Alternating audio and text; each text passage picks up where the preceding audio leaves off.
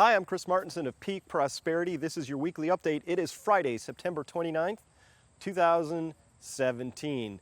Well, look, what can I tell you? I'm actually getting really annoyed, angry. It's hard to maintain my composure sometimes watching the level of duplicity, watching the level of doublespeak, watching the lies and other things that are passing for our national dialogue at this point in time. Now, while Puerto Rico was in the first hours and days of what's turning out to be obviously one of the more extreme emergencies faced by any territory in the United States, let alone in Puerto Rico's entire history, 3.4 million people entirely plunged into darkness.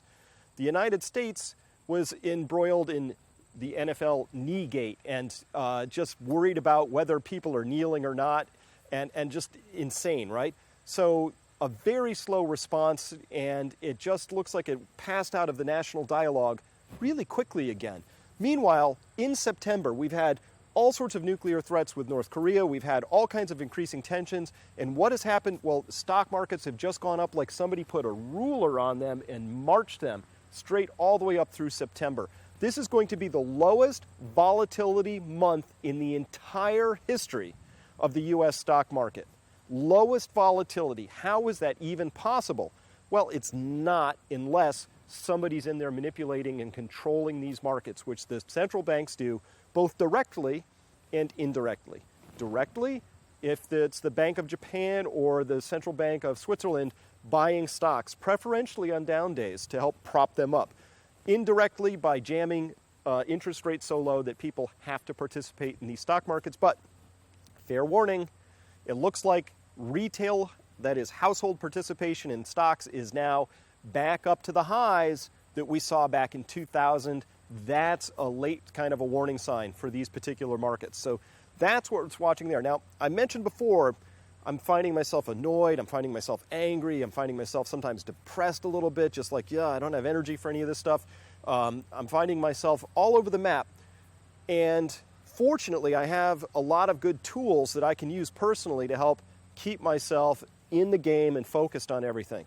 And this is what we're going to be talking about at Row and at our yearly seminar up there, which is going to be focusing entirely almost on emotional resilience. So you might want to check that out. I've got some links up on the site so you can follow that. Also, a second thing, we're going to be down in New Orleans at the investment conferences down there, October 25th through the 29th. Adam and I are going to be holding a special one-day seminar, 6 hours long, in the middle of that for anybody who wants to come down and spend some time with us talking about all of this, all the data and everything. So those are the two things that we're going to be offering to help stay oriented, figure out what's going on, but please get prepared. That's the message that we have from all the hurricanes that came through, is that we need to be prepared so that we are not a drain on the system, so that we can take care of our families and other people when the need arises. And so we think that the hurricanes, that's a physical representation of what we feel is coming financially at some point in the future. So please be prepared. Stop by the website. Look at all the great conversations we have about all of these issues and more. Hey, it's really interesting times we live in. So with that, I'm Chris Martenson. I will see you next week.